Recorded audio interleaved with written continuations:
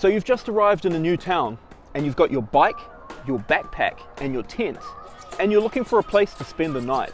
In this video, I'm going to show you how to find a good camping spot so that you can spend a free night while camping when you're on your cycle adventure.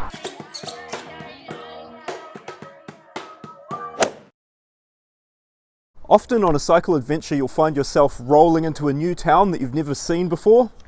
And the first thing to do is to find a nice, quiet, safe spot to sit down and look at the map.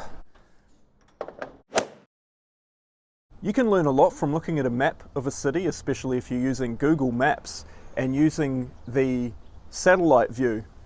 So the way I do this is to zoom into the city just enough so that I can see the roads, the parks, and all of the neighborhoods, as well as the central areas and business districts. You can look for anything on the map that you can use as features to navigate, such as rivers, harbors, mountains, or other landmarks. Once you have a good rough idea of how the city is laid out, you can start to figure out where the best neighborhoods might be to pitch your tent or find a good camping spot. I like to look for forested areas adjacent to supermarkets and places that I can get supplies.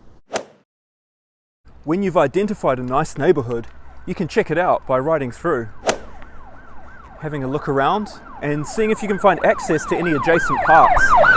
A good way to find access to the parks is to have a look on the horizon and look for trees. Where you see big trees, you can often find forested areas.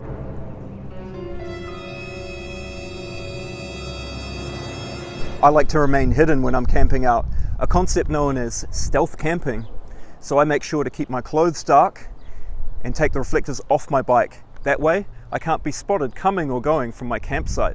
Once you've spotted your area adjacent to a park, make your way in quickly, quietly, without attracting too much attention.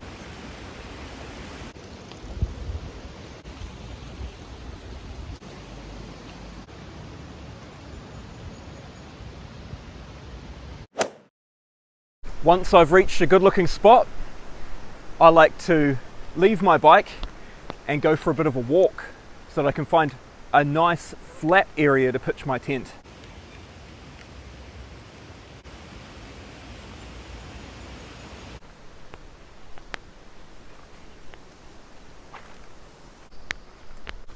I think this spot is too wet.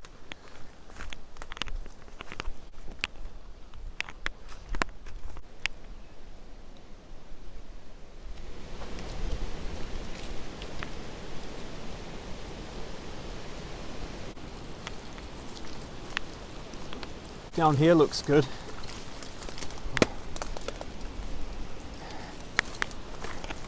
I've had campsites in the past that I've had to lift my bike over logs and were a real pain getting into.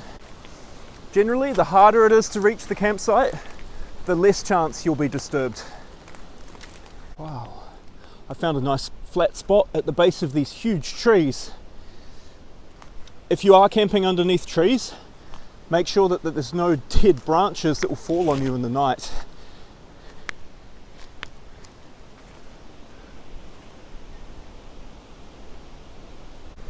I think this is a great spot right here. I'm right on the edge of a playing field, and this is like a forested area just off to one side. It's unlikely that people will come down here, especially on a weeknight, but if you happen to be camping out on a cycle tour and it's a Saturday or a Sunday night, just be aware people are more active on those nights. Now it's time to clear the ground where we're going to pitch the tent.